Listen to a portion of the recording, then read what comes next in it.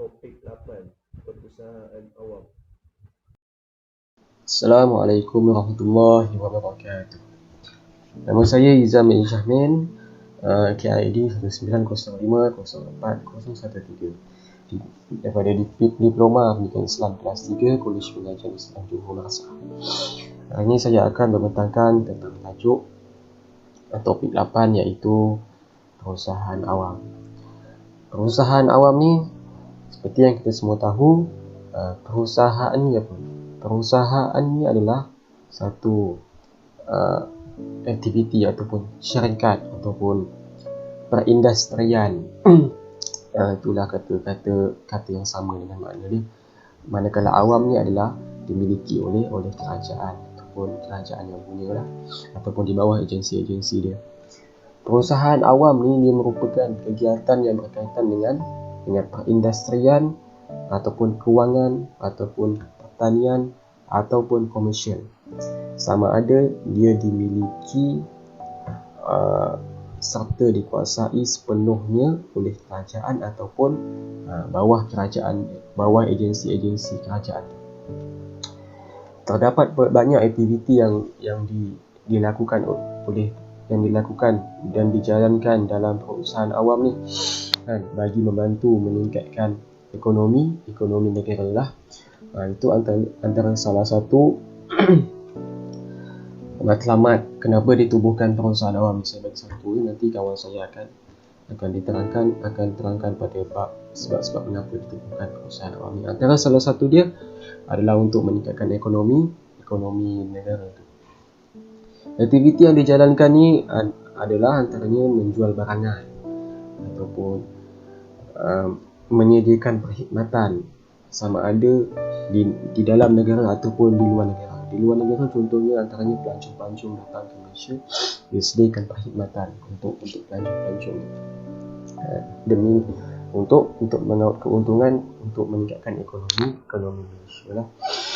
Pada masa ni di negara Malaysia ni banyaklah perusahaan awam ni dekat Malaysia ni sudah ditubuhkan. Antaranya kalau kita tengok daripada segi kewangan, ialah Maybank yang gambar harimau tu, ataupun CIMB Bank. Contohnya lain daripada Tenaga Nasional Berhad, TNB. Itu antara perusahaan awam yang terbesar di Malaysia lah, selain tu penglibatan, kalau kita tengok kerajaan ni, dia bukanlah melibatkan diri dalam soal menggubal dasar-dasar je, tapi dia terlibat dalam ekonomi juga kan.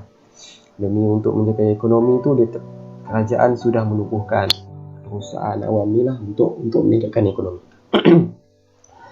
Penlibatan kerajaan dalam syarikat berkaitan dengan perindustrian ataupun kewangan ataupun pertanian ni, ia untuk meningkatkan serta memenuhi matlamat pembangunan sosioekonomi, dan demi untuk membantu rakyatnya menjaga kebajikan rakyat, dan dapat mengurangkanlah bebanan kerajaan dengan hutang yang banyak hari ini kan. Jadi dengan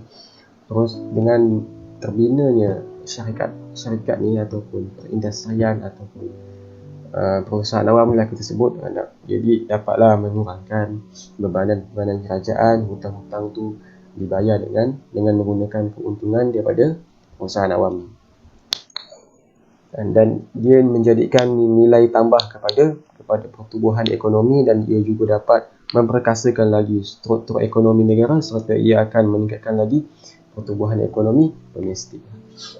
Okey, kita pergi slide yang pertama, iaitu apa definisi apa ni? Definisi perusahaan awam. Okey, apa definisi perusahaan awam dia? Kita tengok. Satu badan yang bersifat perindustrian, pertanian dan perdagangan yang dimiliki dan dikawal oleh kerajaan pusat atau wilayah atau kerajaan yang kiralah.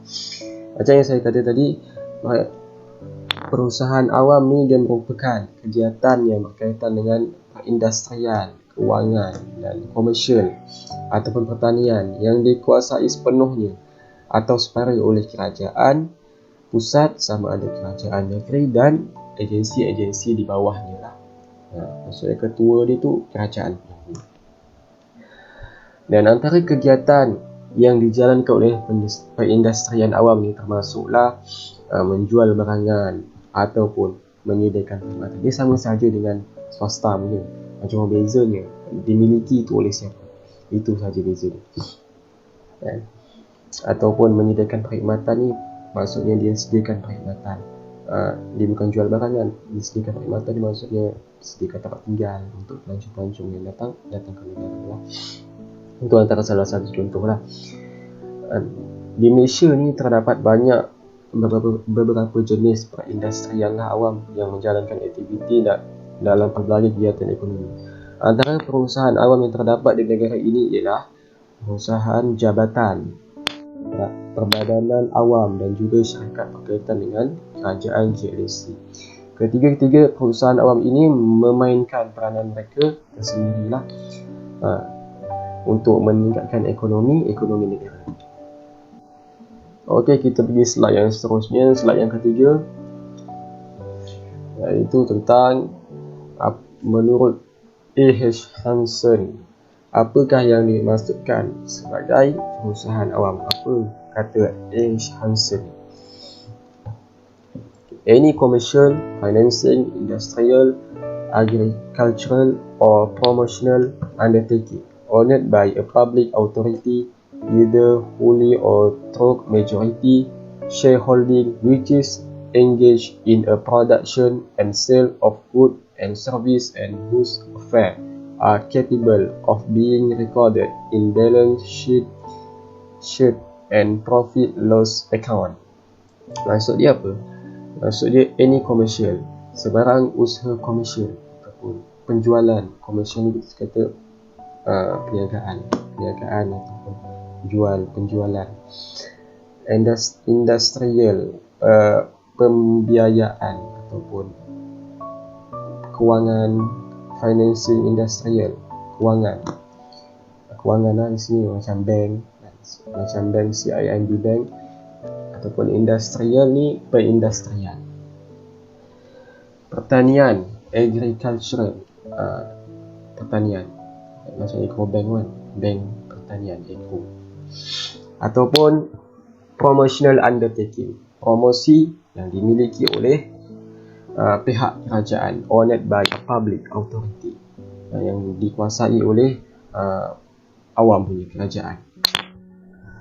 Sama ada secara keseluruhan ataupun melalui pegangan saham majoriti yang terlibat dalam pengeluaran dan penjualan barang dan perkhidmatan, dan urusannya dapat dicatat dalam ni lah. Maksudnya urusan ni bila sebut perusahaan awam ni, dia dicatat adanya kira-kira keuntungan dan kerugian. Itu normal bila mana masuk dia dalam sektor perusahaan, adanya kerugian dan keuntungan. Dan perjanjian perusahaan awam ni dia mungkin mempunyai bentuk dan kontrak yang bermacam-macam. Soal ni nanti kawan saya akan menerangkan, iaitu dalam tajuk ciri-ciri ataupun kategori perusahaan awam. Okey, kita pergi kepada slide yang seterusnya, iaitu kita pergi kepada sejarah perkembangan perusahaan awam di Malaysia ni. Bagaimana boleh terbentuknya perusahaan awam ni dan perkembangannya dari semasa ke semasa. Okey, yang pertama kita ada jangka masa sebelum kemerdekaan lah. Sebelum merdeka ni perusahaan awam di Malaysia ni bagaimana? Ini di Malaysia. Yang kedua ialah selepas merdeka sehingga tahun 1969. Kita merdeka bila? Kita merdeka 1957. Yang ketiga ialah jangka masa pelaksanaan DEB. DEB ni apa? Singkatan bagi Dasar Ekonomi Baharu. Yang keempat adalah jangka masa era penswastaan. Okey, kita pergi yang pertama, iaitu jangka masa sebelum kemerdekaan. Okey, yang pertama iaitu jangka masa sebelum merdeka, iaitu sebelum tahun 1997. Bagaimana perusahaan awam ini berkembang ataupun terbina? Yang pertama, mengapa ataupun sebelum merdeka ni untuk apa dibina perusahaan awam ni, iaitu antaranya yang pertama iaitu untuk menyediakan kemudahan. Menyediakan kemudahan di sini dia merujuk kepada perusahaan awam ni pada zaman tu dia berfungsi untuk menyediakan kemudahan pada segi perkhidmatan, keselamatan sosial ataupun dan kesihatan. Pada masa itulah perkhidmatan, keselamatan sosial dan kesihatan ni seperti menjadikan klinik kerajaan yang sekini kita tengok ada klinik hospital tu membayar sedikit. Itu antara salah satu contohnya lah pada zaman tu. Yang kedua ialah ketidakseimbangan ekonomi. Disebabkan ketidakseimbangan ekonomi ditubuhkan perusahaan awam ni, ketidakseimbangan ekonomi pada masa tu kurang diberi perhatian oleh penjajah lah, penjajah barat, kerana keutamaan mereka adalah kepada pertumbuhan ekonomi lah. Disebabkan itu tertubuhnya perusahaan awam. Dan yang ketiga iaitu kemudahan infrastruktur yang dibina adalah untuk memenuhi keperluan syarikat mereka.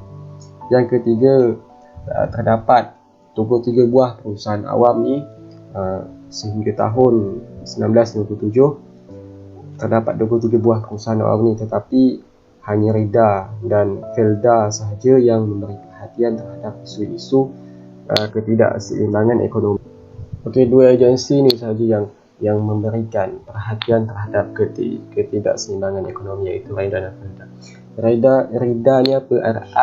RIDA, iaitu Lembaga Pembangunan Industri Desa. Singkatannya RIDA. Manakala FELDA ni ialah Lembaga Kemajuan Tanah Persekutuan. Okey, kita pergi yang kepada kedua, poin yang kedua, iaitu selepas merdeka sehingga tahun 1969 sahaja.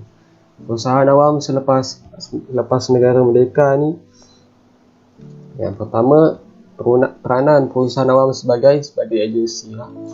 Peranan perusahaan awam pada masa itu dia sebagai agensi yang menyediakan kemudahan asas kepada rakyat berterusan dalam rancangan dalam rancangan pembangunan ekonomi yang pertama pada tahun 1956 sehingga 1960, dan kemudian diteruskan kepada rancangan pembangunan ekonomi yang kedua, iaitu pada tahun 1961 hingga 65. Rancangan ekonomi ini asal dalam sejarah SPM.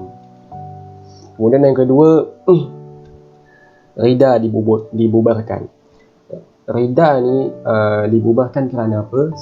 Sebab dia gagal. RIDA ni gagal nak capai matlamat untuk tingkatkan taraf ekonomi negara ataupun kaum Bumiputra pada masa itu, dan digantikan dengan MARA.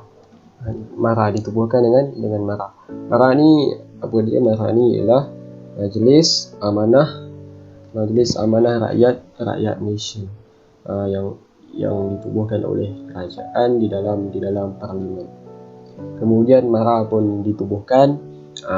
Fungsi sebab kenapa MARA ni ditubuhkan kerana untuk mendorong ataupun memudahkan pembangunan ekonomi dan sosial di kalangan kaum Bumiputra pada masa itu, bagi mempercepatkan lagi penyertaan mereka dalam bidang perniagaan dan perindustrian. Pada masa itu dia baru sahaja nak berkembang lah untuk mengajak kaum Bumiputra tu untuk menyertai dan untuk keluar daripada kepompok kesusahan kepada perniagaan ataupun perindustrian.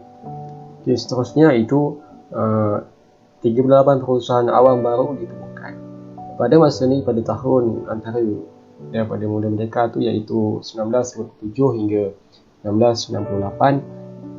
Sudah sebanyak 38 perusahaan awam yang baru ditubuhkan, termasuklah lembaga urusan tabung haji. Orang nak pergi haji, simpan duit kat situ, tabung haji.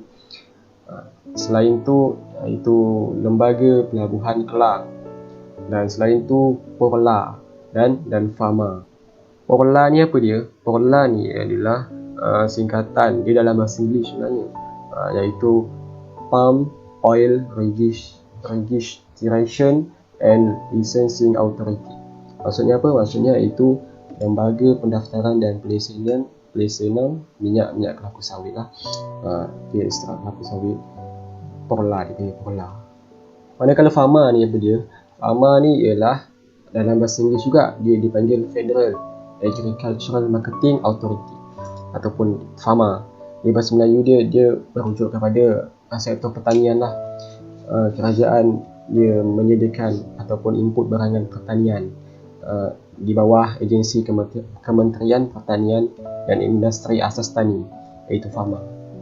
Jadi pada masa ni, kebanyakan perusahaan awam yang ditubuhkan pada masa selepas kemerdekaan ni sehingga tahun 1999 ni adalah dalam bentuk jabatan kerajaan dengan fungsi-fungsi dia lah, ataupun menyediakan infrastruktur, memberi kemudahan kredit, menyediakan perkhidmatan, membekalkan input pertanian dan mengawal pasaran keluaran pertanian. Okay, kita pergi kepada slide yang seterusnya, yang ketiga. Poin yang ketiga iaitu jangka masa pelaksanaan DEB, iaitu jangka masa pelaksanaan dasar ekonomi baharu. Okey, yang pertama iaitu aktif dalam bidang-bidang perniagaan dan industri. Pada jangka masa ni, pada era dasar ekonomi baharu ni, badan-badan seperti Pernas, Firma dan UDA ataupun dan sebagainya. Pernas ni apa dia? Pernas ni ialah Perbadanan Nasional Berhad. Manakala Firma ni ialah Industri Makanan Malaysia. Dan UDA adalah Perbadanan Pembangunan Malaysia.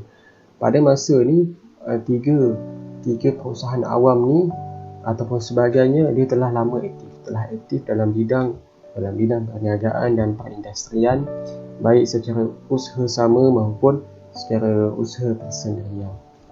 Yang kedua ialah Perbadanan Kemajuan Ekonomi Negeri, iaitu kita panggil PEKIN. PEKIN ni dia diwujudkan di semua negeri-negeri dengan peranannya ataupun fungsinya lebih kepada menggalak, mewujudkan dan menjalankan pembangunan di negeri masing-masing. Yang ketiga, membantu dalam mencapai matlamat dasar ekonomi baharu. Sektor perusahaan awam ni dia telah berjaya dijadikan jentera pelaksanaan dasar awam. Dia bukan je dalam memajukan pembangunan sosioekonomi negeri, tetapi secara khusus dia dah berjaya membantu dalam mencapai matlamat dasar ekonomi baru.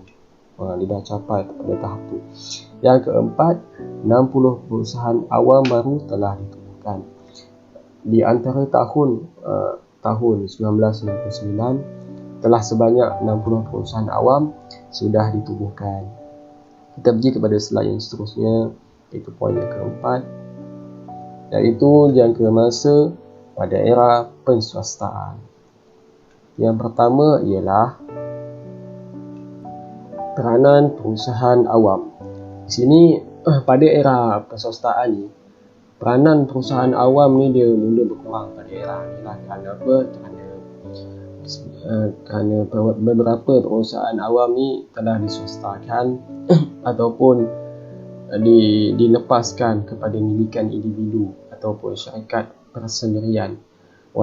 Tetapi walaupun begitu, pihak kerajaan dia masih memiliki sejumlah equity ataupun kita panggil saham. Pemilikan saham tu ada lagi lah. Dalam sejumlah yang besar, kerajaan mempunyai saham yang besar dalam agensi yang dilepaskan tu.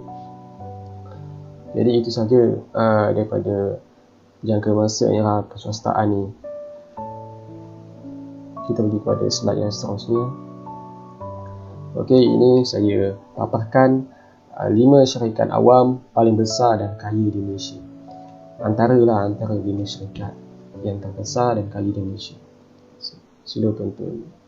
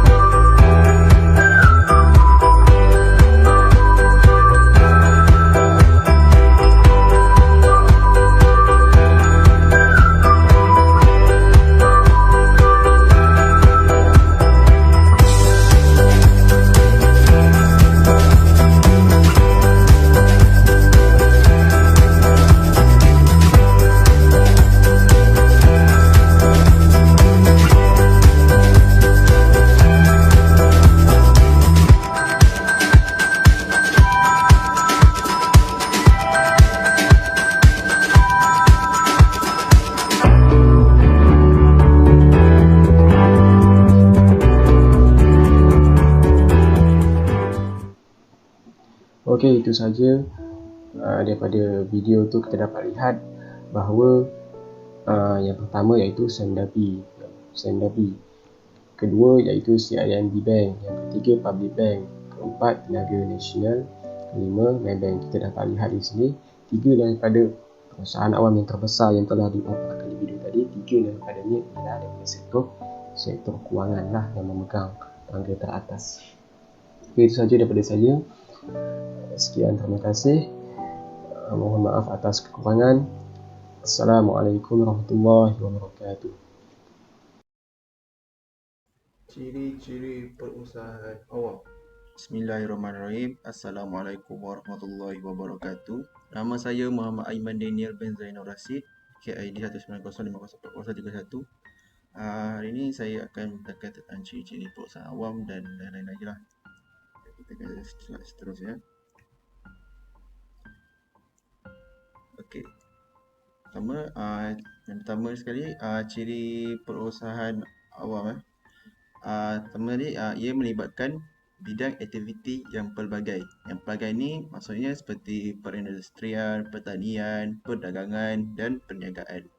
Dan dalam bidang perniagaan ni ada banyak cabang-cabang bidang perniagaan yang boleh dijadikan lah, atau yang boleh diterokai oleh kerajaan, sama ada pihak kerajaan ataupun pihak individu ataupun swasta lah. Yang seterusnya adalah keuntungan dan kerugian dimiliki dan dikuasai oleh kerajaan.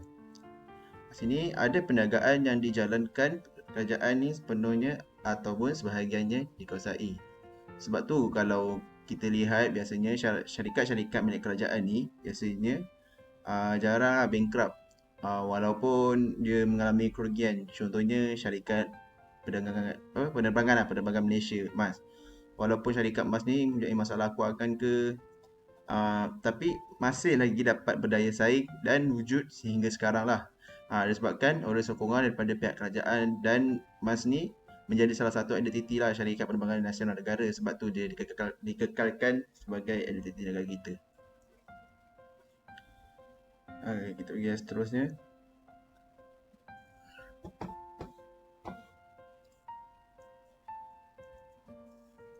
Sebenarnya operasi badan ini sama ada sepenuh atau sebahagiannya dibiayai oleh hasil daripada operasi badan itu sendiri.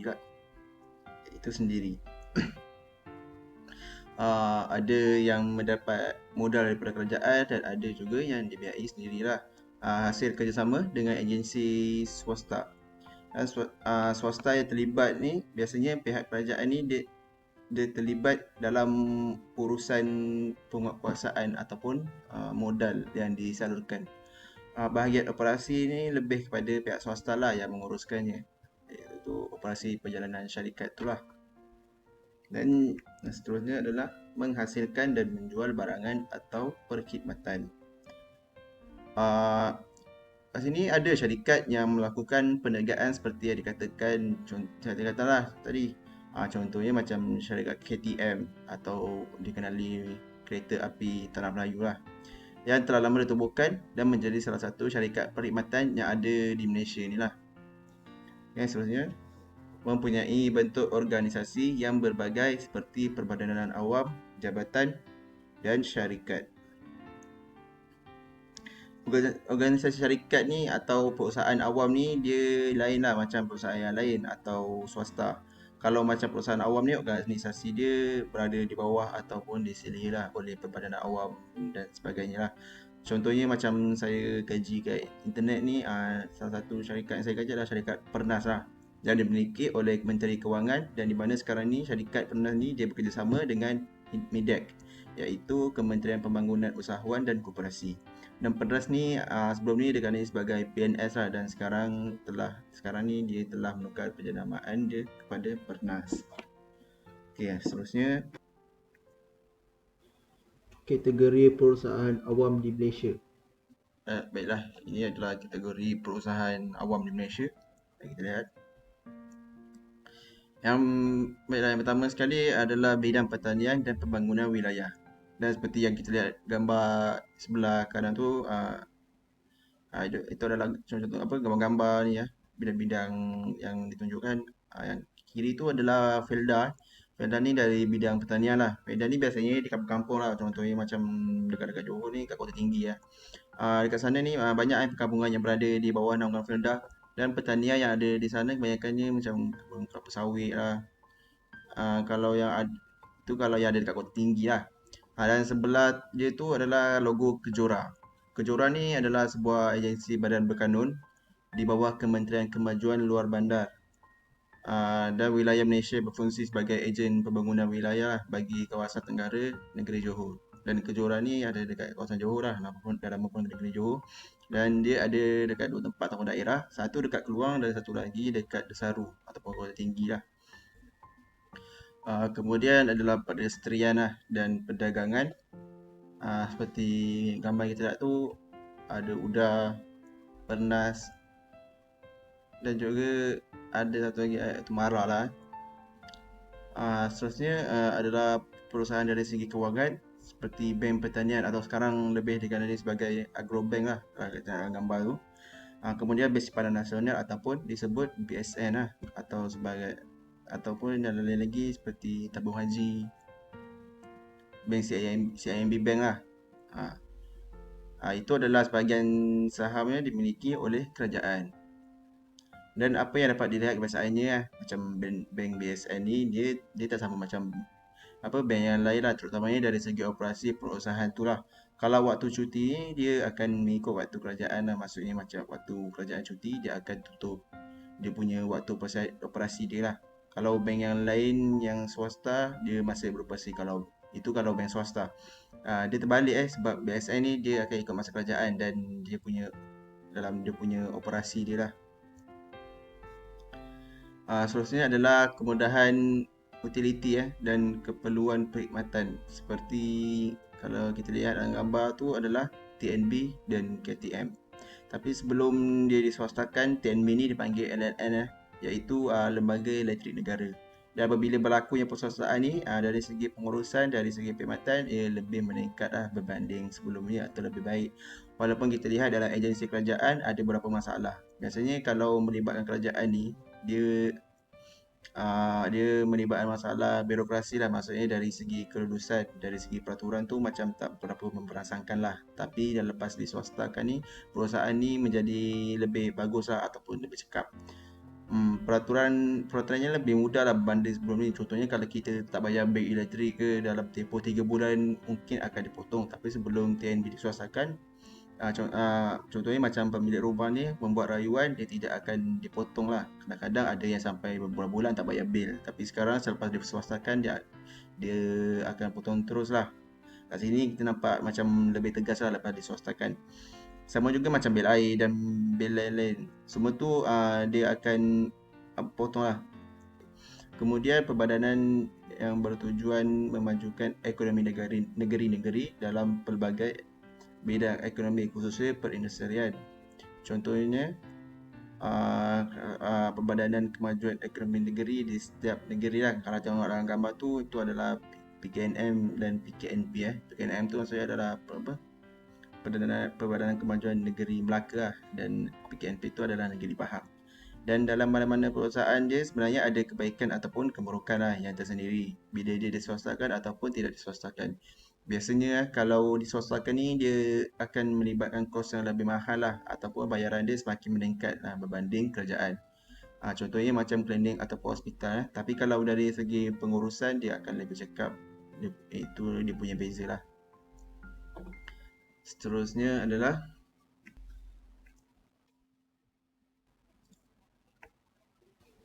masalah yang timbul dalam perusahaan awam.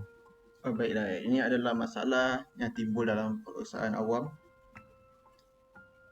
Bilangan perusahaan awam yang banyak telah menimbulkan pelbagai masalah seperti berlakunya kesamaran objektif lah, ataupun istilah bahasa Inggerisnya unclear objective. Jadi kat sini dia akan menyebabkan pertidakkan fungsi lah, dan ia secara automatik akan terjadinya masalah macam penyelarasan, konflik kepentingan dan persaingan untuk menggunakan sumber yang terhad. Contohnya macam JPJ lah. Sebelum ni sebelum JPJ ni kita ada SPAD lah, SPAD, Suruhanjaya Perkhidmatan Awam Darat. Tapi sekarang ni SPAD ni dah tak ada dah. dan telah dimansuhkan ataupun telah dibubarkan disebabkan berlakunya konflik. Maksudnya kat sini dia ada pertindahan kuasa lah sebenarnya. Kalau dah ada JPJ ni, dia dah cukup lah, dah memadai lah untuk penguasaan jalan raya. Tapi dia ditubuhkan lagi macam cepat tu lah. Bila ditubuhkan berlakulah masalah sumber, maksudnya kena ada bangunan sendiri, kena ada kaki tangan sendiri dan juga kena ada aset-aset lah. Aset-aset yang boleh digunakan dalam bidang penguasaan. Dan sekarang ni SPAT ni pun telah pun dimasukkan lah, dan kebanyakan kaki tangan dia telah pun diserap ataupun telah dimasukkan lah ke dalam JPJ dan bekerja bersama JPJ. Kemudian kita ada masalah yang timbul dalam perusahaan awam ni. Ada 5 masalah yang timbul dalam perusahaan awam ni. Yang pertama adalah masalah kelaburan objektif. Yang kedua, masalah pertindahan fungsi. Yang ketiga, masalah koordinasi. Yang keempat, masalah hubungan menteri, lembaga dan juga pengurus. Yang kelima adalah masalah berkaitan dengan kaki tangan perusahaan awam. Kita sambung. Okey, pertama sekali adalah masalah kekaburan objektif lah. Perusahaan awam ni ditubuhkan dengan matlamat yang luas dan diserahkan kepada pembadanan itu sendiri untuk menentukannya. Itu dia punya hala tuju ataupun dia punya objektif lah, dan seterusnya terpulanglah kepada pembadanan berkenaan untuk menentukan corak kegiatan yang perlu dijalankan. Di sini prinsip ini telah pun tentukan lapangan kegiatannya. Mungkin pada awalnya perubahan perusahaan awam tu sesuai, tapi pelaksanaan tu mungkin akan berlaku masalah seperti situasi tadi lah, iaitu pertindahan kuasa, kekaburan objektif ni lah, semua tu lah. Kemudian tambah pula wujud konflik di antara objektif kewangan dan sosial di antara badan-badan tersebut. Biasanya untuk menubuhkan suatu perusahaan tu, ia melibatkan modal yang besar lah. Ia memerlukan kaki tangan yang menguruskan perusahaan dan perlu membayar gaji setiap pekerja ataupun kaki tangan serta elemen pekerja tu semualah. Baiklah, yang seterusnya masalah pertindahan fungsi. Yang pertama sekali adalah pertindahan fungsi ni dia tidak akan memberikan kecekapan kepada perusahaan awam. Tapi kat sini dia boleh menyebabkan badan-badan ataupun agensi-agensi ni lah jadi tidak efektif ataupun tak berapa bagus lah. Maksudnya bilangan perusahaan awam mempunyai peranan yang hampir serupa akan menyebabkan konflik. Jadi kat sini kalau banyak perusahaan awam yang tugas atau peranan yang sama, keadaan ini menyebabkan terjadinya konflik lah antara satu sama lain, dan perkara ini akan boleh membawa kepada masalah lah ataupun salah faham. Jadi kalau ada badan atau perusahaan tu yang hampir sama tu, mungkin akan menyebabkan masalah lah. Contohnya siapa yang lebih berkuasa, macam tu lah. Dan yang seterusnya, masalah koordinasi. Koordinasi maksud bahawa perusahaan awam tertakluk kepada arahan-arahan rancangan ekonomi negara. Jadi di sini semua arahan-arahan ni akan diputuskan oleh kerajaan lah ataupun agensi-agensi percangkan lain. Maksudnya penyelarasan kuasa lah. Di peringkat kementerian, koordinasi bermaksud perumusan dan pelaksanaan objektif-objektif untuk keseluruhan ekonomi. Jadi perumusan dan pelaksanaan ni terletak di bawah pengawasan kementerian tertentu lah. Contohnya macam Kementerian Perdagangan, Kewangan dan lain-lain lah. Contohnya koordinasi ni kalau kita lihat yang baru-baru ni, dasar kerjaan Menteri Pertahanan umumkan semua sektor perkilangan ditutup, tapi Kementerian MITI, Kementerian Perdagangan dan Perindustrian menguruskan kilang-kilang ni semua boleh dibuka ataupun beroperasi lah. Jadi kat sini berlakunya konflik antara satu sama lain yang menyebabkan boleh menimbulkan pelbagai masalah dan boleh menggelirukan lah masyarakat semua. Bila pihak A cakap lain, pihak B pula cakap boleh meluluskan dia punya pembukaan kilang tu. Dan kat sini banyak konflik yang berlaku dan ada juga masalah-masalah lain yang menyebabkan masalah koordinasi ni. Maksudnya penjelasan tu tidak stabil ataupun tidak seimbang antara kerajaan pusat dengan kerajaan negeri. Seterusnya, masalah koordinasi menjadi rumit kerana terdapatnya pembadanan yang terlibat dalam. Dan contoh yang dapat diberikan adalah pertanian lah, bidang pertanian. Tapi dia bidang pertanian tapi tak diletakkan di bawah di bawah Kementerian Pertanian. Dan perkara ni boleh menyusahkanlah kementerian yang terlibat ni untuk menyelaraskan kegiatan perbadanan yang macam ni. Jadi kat sini seperti yang saya cakap tadi lah, ada kes-kes yang berlaku, contohnya yang pertanian ni dia ada agensi yang lain. Dia pertanian tapi dia diletakkan di bawah agensi yang lain lah, macam agensi pengangkutan ke, perkhidmatan ke. Jadi dia berbezalah dengan konflik dia. Seterusnya adalah masalah hubungan menteri, lembaga dan pengurus. Pertama adalah apa yang wujud tentang hubungan di antara tiga pihak ini ialah masalah ketidakjelasan kuasa. Jadi dia akan meninggalkan kesan negatif lah kepada operasi perusahaan awam ni, yang biasanya lah yang paling besar adalah berkaitan dengan politik lah sebenarnya. Seterusnya, hakikat ini memperlihatkan bahawa setiap perusahaan awam tertakluk kepada lebih daripada satu hala pihak berkuasa. Jadi di sini akan ada masalah yang timbul di mana terdapat kes menteri terpaksa mempertimbangkan kesan-kesan politik terhadap suatu projek lah, dan ia mungkin akan akan melemahkanlah kecekapan projek tadi itulah. Bila adanya campur tangan, kalau macam menteri-menteri ni pun sebenarnya ada juga ahli-ahli politik dia, dan mereka ada dia punya pengaruh lah, dan juga kepentingan masing-masing.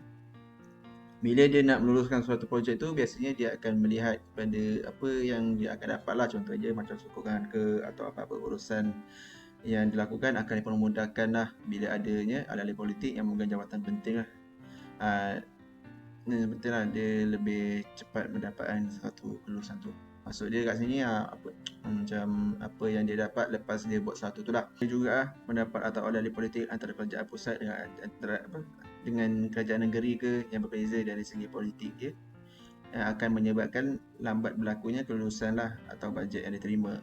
Itulah yang berlaku, dan juga konflik antara mereka lah. Maksudnya kat sini kuasa lah untuk mencari pengaruh masing-masing. Dan seterusnya masalah berkaitan dengan kaki tangan perusahaan awam. Perusahaan awam menghadapi kekurangan tenaga pengurusan mahir. Maksudnya yang mampu untuk menggerakkan perbadanan awam yang berasaskan motif keuntungan lah, tanpa menyelesaikan keperluan ataupun objektif sosial yang telah ditetapkan lah. Dan seterusnya adalah salah satu cara untuk mengatasi masalah ini ialah dengan meminjamkan kaki tangan awam. Jadi meminjam kaki tangan awam ni adalah untuk mengendalikan perbadanan awam tu lah. Tapi cara ni bukanlah salah satunya cara yang mutlak lah, macam salah satunya cara lah. Sebab ia akan menyebabkan masalah kepada perbadanan tu sendirilah. Dan ada juga kaki tangan tu dipinjamkan dan tujuan dia adalah untuk menyelesaikan suatu masalah, tapi kat sini dia akan menimbulkan satu masalah yang lain pula. Contohnya yang melibatkan masalah gaji. Biasanya orang yang bekerja dalam perusahaan awam ni gaji yang mahal, gaji dia mahal lah, yang sebesar RM50,000 untuk yang menjadi atau memegang jabatan ketua eksekutif ke ataupun pengurus ke yang mempunyai pangkat yang lebih besar lah kat situ. Dan timbullah satu masalah, macam mana nak bayar gaji-gaji mereka ni, dah gaji dia tinggi kan, dengan kedudukan mereka ni lah. Biasanya gaji diorang ni besar lah, besar, mahal dan sebagainya lah. Ataupun macam perusahaan awam ni ada yang berjaya, contohnya macam Petronas lah. Petronas ni adalah salah satu syarikat kerajaan yang berjaya lah. Dia boleh membayar gaji yang mahal dan juga dapat memberi bonus kepada kaki tangan diorang lah selama 3 bulan ke 5 bulan dan bulan-bulan lagi lah. Bonus tu sebagai satu inisiatif lah daripada kerja keras kaki tangan mereka lah. Dan kerajaan juga ada dalam belanjawan dengan memberi bantuan RM500 ke RM1,000 kepada kaki tangan kerajaan lah dalam tempoh 1 tahun lah. Diorang akan dapat bonus tu daripada kerajaan untuk yang bekerja lah. Dan juga untuk yang ada pencen, dan pencen ni pun akan dapat bonus juga. Seterusnya adalah masalah-masalah lain. Seperti yang 5 tadi tu, terdapat juga masalah-masalah lain daripada 5 tadi tu. Pertama adalah persaingan daripada sektor swasta.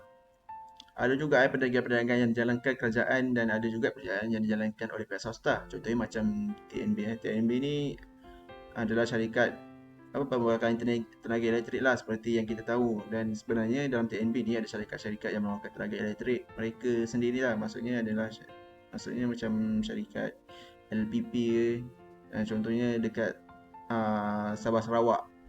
ada syarikat mereka sendiri lah, bukan syarikat kerajaan tu yang menyebabkan berlakunya persaingan lah. Seterusnya adalah kelambatan menjelaskan hutang. Biasanya dalam pembayaran lah, dalam agensi kerajaan ni biasanya dia lambat dari segi pembayaran kepada satu projek tu lah. Dalam urusan kerajaan ni, bila kita membuat satu projek ni, dia biasanya ada satu surat yang dikenali sebagai surat LOA, LO letter. Kita kena buat satu kerja tu sampai siap dan barulah kita dapat duit, dan dia berbeza dengan syarikat swasta. Seterusnya adalah pembadanan tidak dapat memperolehi keuntungan maksimal kerana harga dikawal oleh kerajaan. Ada juga agensi-agensi kerajaan yang tidak dapat memberi keuntungan tapi lebih kepada kebajikan, macam contoh klinik ataupun hospital kerajaan lah. Kemudian masalah lain, penyelewengan dan salah guna kuasa. Jadi yang sering berlaku lah yang kita nampak, walaupun kaki tangan kerajaan berada dalam jawatan yang rendah, tapi mereka hidup dalam keadaan mewah yang mempunyai aset yang banyak yang disebabkan oleh penyelewengan lah. Ataupun salah guna kuasa lah, maksudnya dia ada lakukan jeraya ke, macam rasuah dan sebagainya lah.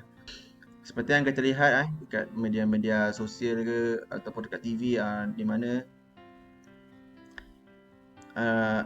mana ada kes-kes kaki tangan kerajaan yang terlibat dalam salah gunaan kuasa untuk suatu projek, kena bayar berjuta-juta ringgit sehinggalah menyebabkan projek itu tidak dapat dijalankan ataupun berbengkalai. Itu yang berlaku. Penyelewengan dan penyelewengan ni atau salah guna kuasa ni bukan setakat berlaku daripada peringkat bawah, sehinggalah kepada peringkat orang atas lah, sehingga kepada menteri-menteri dan sebagainya lah, ataupun ahli politik yang berlaku lah. Seterusnya adalah video ringkas video ringkas lah, untuk video ringkas daripada tajuk yang saya bentangkan ni lah. Baik, sekejap. Perkara yang anda kena tahu, terutama dari sudut kerja kerajaan, apa yang bagusnya dan juga apa yang mencabar, dan juga dari sudut kerja swasta, apa yang bagusnya dan juga apa yang mencabar. Baik, saya sebut dulu apa yang bagusnya bertugas sebagai penjawat awam. Tambahan dalam tempoh PKP ni, dalam tempoh kita berada di rumah yang lama sebelum ini, ada jugalah suara-suara yang mengatakan, untunglah kerja kerajaan, work from home, tapi gaji pun dapat. Ya, mungkin ada ramai yang menyebut perkara itu, tetapi kita kena lihat juga dari sudut bagaimana tanggungjawab dan peranan yang dimainkan oleh penjawat awam, dan juga bagaimana cabaran sebelum mereka memasuki perkhidmatan awam. Sebab bukan mudah sebenarnya untuk menjadi penjawat awam. Banyak sangat tapisan yang perlu anda kena lalui. Baik, kelebihan bekerja sebagai penjawat awam. Yang pertama, ada allowance perumahan, cost of living allowance atau disebut sebagai KOLA, imbuhan tetap khidmat awam. Ada kenaikan gaji setiap tahun, kemudahan pinjaman perumahan, cuti tahunan mengikut kelayakan, caruman KWSP ataupun pencen, peluang untuk berkursus dari semasa ke semasa, kestabilan ekonomi, potensi dibuang kerja juga dikatakan amat tipis. Cabaran dalam perkhidmatan awam adalah peperiksaan diperlukan bagi melengkapkan syarat pengesahan jawatan dan juga kenaikan pangkat.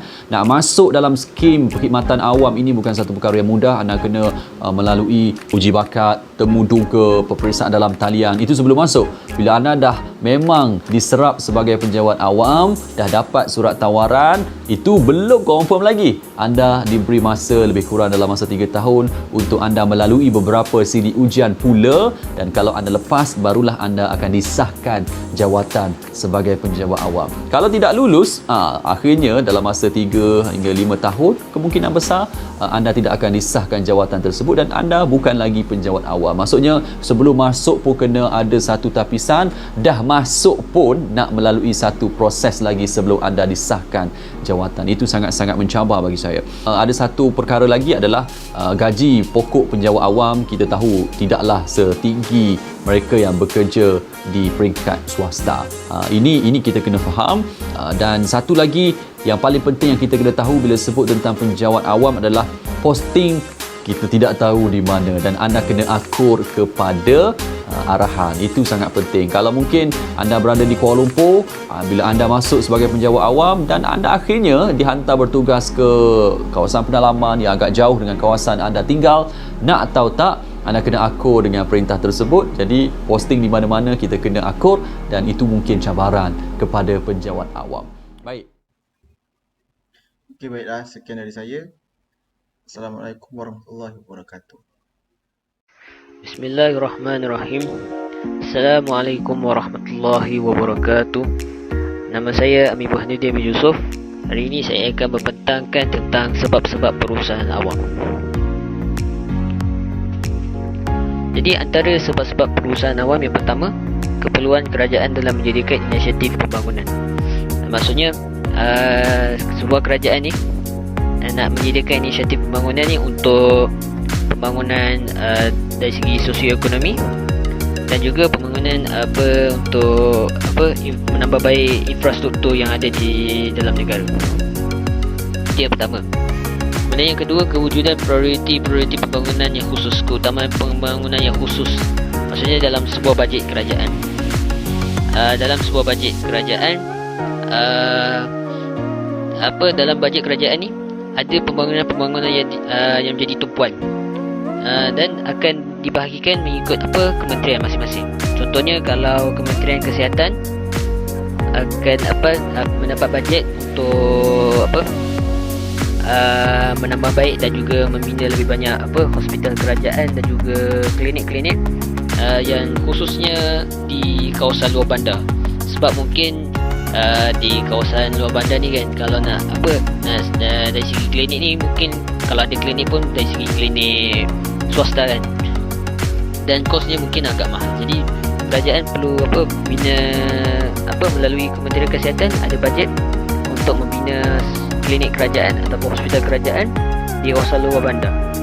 Sebab kalau orang luar bandar kan nak pergi ke hospital yang dekat bandar ni memang susah. Jadi untuk mengurangkan masalah, Kementerian Kesihatan melalui bajet kerajaan, mereka akan membina hospital di luar bandar mengikut peruntukan yang mereka dapat. Kemudian kalau Kementerian Pengangkutan melalui prasarana, mereka akan dapat bajet duit yang diperuntukkan untuk menambah baik infrastruktur pengangkutan awam. Contohnya mungkin nak menambah baik dari segi sistem bas ataupun sistem LRT, MRT yang berada di Kuala Lumpur ataupun di negeri-negeri lain di seluruh Malaysia.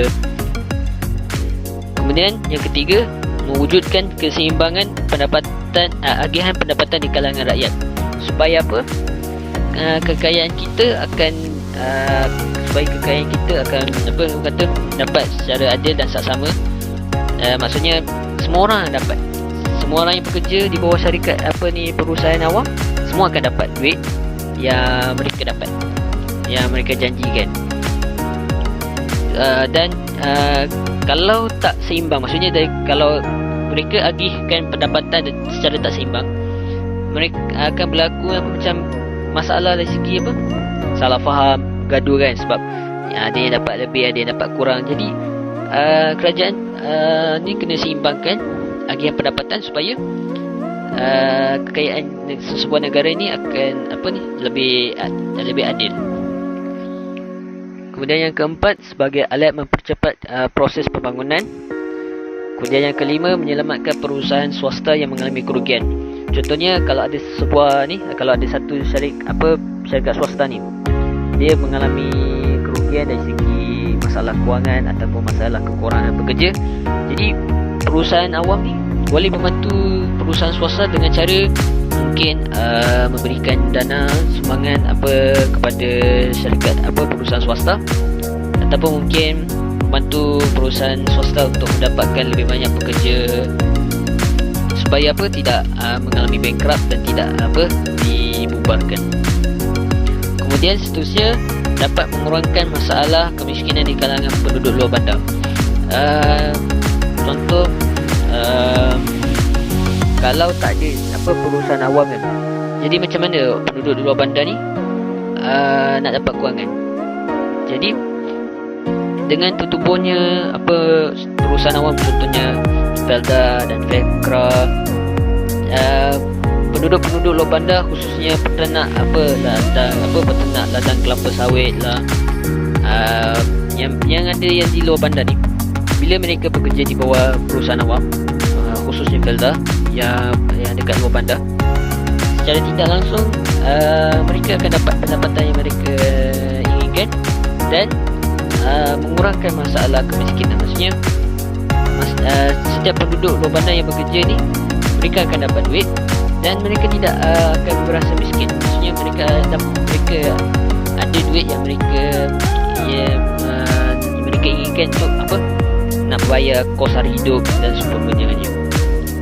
Kemudian memajukan sektor luar bandar, contohnya kawasan Jengke. Kawasan Jengke ni dekat Pahang ni kawasan luar bandar. Jadi sebelum Felda diwujudkan, kita tahu kawasan Jengke ni tak berapa nak maju.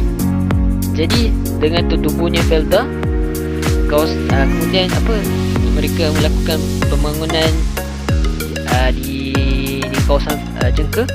Jadi apa yang berlaku? Lepas tu kawasan Jengke ni menjadi lebih maju disebabkan Felda, kan? Kemudian di tempat-tempat lain dekat kawasan luar bandar, mungkin di bawah syarikat Felda dan Felcra, sektor luar bandar akan jadi lebih maju.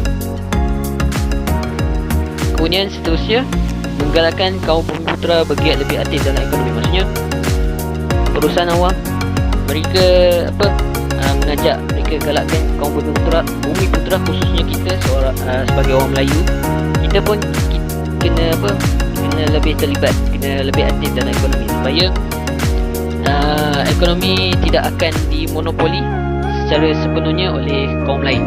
Jadi kita kaum Melayu dan juga kaum Bumiputera ni, kita kena bekerja, kena lebih aktif dan kena terlibat secara langsung dalam sektor ekonomi untuk memajukan kaum Bumiputera, khususnya kaum Melayu kita. Seterusnya, antara sebab lain, supaya kerajaan terlibat secara terus dalam ekonomi. Maksudnya dalam kerajaan ni, dalam kerajaan perlu ada seorang menteri, tak kisahlah menteri kewangan ataupun menteri hal ehwal ekonomi. Seseorang menteri ni mesti memastikan kerajaan dapat terlibat melalui menteri dan menteri tersebut perlulah menteri yang lebih arif dan lebih pintar, lebih bijak dan lebih mengetahui tentang bab ekonomi. Kita tak nak dalam kerajaan kita ada seorang menteri yang berkaitan dengan ekonomi, menteri kewangan ke atau menteri hal ehwal ekonomi, tetapi dia tidak tahu tentang bab ekonomi. Jadi macam mana kerajaan nak memajukan sektor ekonomi? Jadi kerajaan perlu melantik mungkin kalau contoh sekarang ni Dato' Tengku Zafrul kan. Tengku Zafrul ni lebih mengetahui dalam bab-bab kewangan, dalam bab-bab ekonomi. Itu bagus sebenarnya. Sebab dia ada lebih banyak ilmu tentang bab ekonomi. Jika kerajaan melantik ahli politik, kita tidak tahu apa yang berlaku. Mungkin kalau dia tahu bab ekonomi tak ada masalah. Tapi andai kata kalau dia tidak tahu tentang bab ekonomi, akan timbullah masalah dari segi ekonomi Malaysia. Kemudian supaya kerajaan dapat menceburi bidang yang kurang menguntungkan. Maksudnya contohlah klinik Satu Malaysia, seorang bayar RM1. Jadi macam mana klinik Satu Malaysia nak dapat untung? Jadi kerajaan mungkin berikan dana bajet kepada setiap klinik Satu Malaysia yang berada di seluruh Malaysia, supaya dapat lebih untung klinik Satu Malaysia ni, supaya lebih untung. Kemudian supaya kerajaan dapat menceburi bidang yang perlukan modal yang besar. Maksudnya modal yang besar bersama dengan duit yang banyak. Maksudnya kerajaan kalau nak beli kapal terbang misalnya, mereka kena ada duit yang banyak. Sebab kalau duit tak cukup nak beli kapal terbang macam mana? Jadi mungkin dari segi mereka dapat dari segi cukai-cukai, ataupun mungkin dari segi pendapatan mereka melalui syarikat perusahaan awam yang lain. Kalau mereka ada modal yang cukup untuk beli kapal terbang, okeylah, mereka boleh belilah. contoh syarikat penerbangan, contohnya Malaysia Airlines, AirAsia ni boleh kata ke swasta lah. Kemudian seterusnya, supaya kerajaan dapat menceburi bidang yang tidak diceburi oleh pihak swasta. Okay. Kemudian membolehkan pembangunan sosioekonomi yang cekap dan berkesan. Maksudnya jika dari segi pengurusan sebuah perusahaan awam ni, jika pengurusan mereka dapat berjalan dengan lebih lancar, jadi maka pembangunan ekonomi yang ada di negara kita ni akan menjadi lebih cekap dan berkesan. Kemudian membantu jabatan kerajaan, dan kemudian seterusnya untuk mengambil alih tugas tertentu. Maksudnya contoh dalam syarikat prasarana, kena ada seorang lantikan jangan ada lantikan politik lah. Mungkin kalau nak lantik seorang menteri kan, untuk mengambil tugas sebagai pengurusi prasarana, bolehlah lantik menteri pengangkutan untuk mengambil alih tugas sebagai pengurusi syarikat prasarana. Kemudian seterusnya, supaya lebih bebas dalam hal pengurusan, maksudnya mereka boleh melantik siapa-siapa, cuma kena pastikan pengurusan yang lebih lancar lah. Sebab kalau pengurusan yang tak berefisien, tak begitu berkesan, jadi macam mana ekonomi Malaysia maju. Dan seterusnya, supaya lebih bebas dalam hal kewangan, maksudnya bila ada duit, kita perusahaan awam ni boleh belanjakan, tetapi pastikan berbelanja dengan cara yang betul lah. Maksudnya tak perlu membazir, tak perlu keluarkan duit yang terlalu banyak, supaya tak berlaku muflis, bankrupt. Okay, seterusnya, supaya boleh memiliki harta, maksudnya jelas pendapatan yang ada melalui perusahaan awam ni, kerajaan boleh dapat harta melalui pendapatan yang ada dekat perusahaan awam. Kemudian boleh mengurus kumpulan wang, dan akhir sekali supaya boleh menubuhkan anak syarikat. Maksudnya contoh Kementerian Pengangkutan, anak syarikatnya adalah syarikat prasarana. Itulah maksudnya anak syarikat di bawah, maksudnya mereka boleh tubuhkan anak syarikat di bawah di bawah sebuah kementerian dalam kerajaan. Okey. Kemudian seterusnya, keberkesanan perusahaan awam. Yang pertama, keberkesanan perusahaan awam ini tak boleh diukur dari segi pencapaian keuntungan. Maksudnya kejayaan sebuah perusahaan awam ni tak boleh diukur dari secara keuntungan saja, tetapi boleh kena ukur juga dari segi adakah mereka menepati dan berjaya menepati matlamat-matlamat yang mereka tetapkan untuk memastikan perusahaan awam berjaya. Sebab kalau mereka ukur dari segi kewangan saja, tapi dari segi pengurusan dia tak betul, jadi tak boleh, ia tidak menjadikan dia satu kejayaan. Jadi kena ukur dari segi pencapaian matlamat mereka, adakah matlamat yang mereka tetapkan ni berjaya.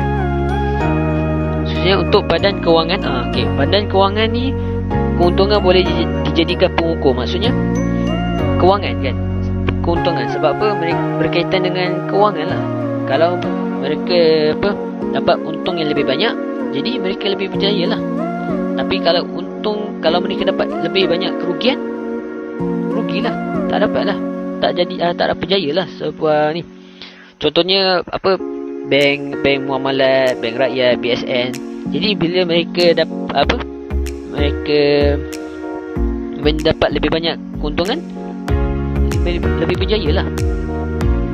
Kemudian terdapat perusahaan awam yang lain yang kerap mendapat keuntungan. Contohnya syarikat bernas yang buat beras tu kan. Kemudian syarikat MAS, Malaysia Airlines, mereka pun dapat keuntungan yang lebih banyak dari segi pengeluaran. Contoh kalau bernas ni pengeluaran beras. Kemudian kalau MAS contohnya dari segi apa, penerbangan seluruh dunia kan. Jadi mereka dapat keuntungan yang lebih dari segi apa, ialah kewangan. Kemudian akhir sekali, penilaian kejayaan perusahaan awam yang boleh dikaitkan dengan DEB. DEB maksudnya dasar ekonomi baru. Jadi maksudnya boleh diukur jika perusahaan awam ni dapat membantu, dapat memajukan ekonomi negara melalui dasar ekonomi baru. Jadi maksudnya bila mereka ikut apa yang terdapat di dalam DEB ni, jadi mereka boleh menilai kejayaan mereka jika mereka ikut apa yang telah ditetapkan oleh DEB. Ialah nak memajukan negara apa semua, kena ikut apa yang dasar yang telah yang dikeluarkan oleh kerajaan supaya ekonomi negara lebih maju. Okey, akhir sekali, ini video ringkas. Mungkin tak ada suara tapi kita tengok ya.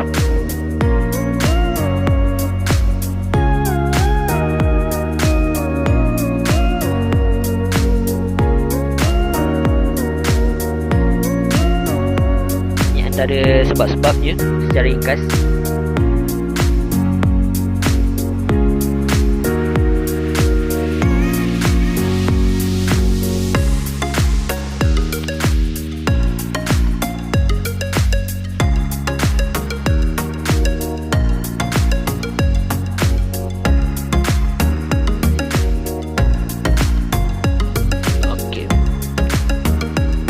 Okey, itu saja. Sekian daripada saya. Mohon maaf jika ada kekurangan dari segi info. Kalau ada salah maklumat berkaitan dengan sesuatu isi, saya minta maaf. Jadi itu saja daripada saya. Sekian, wabillahi taufiq wal hidayah. Assalamualaikum warahmatullahi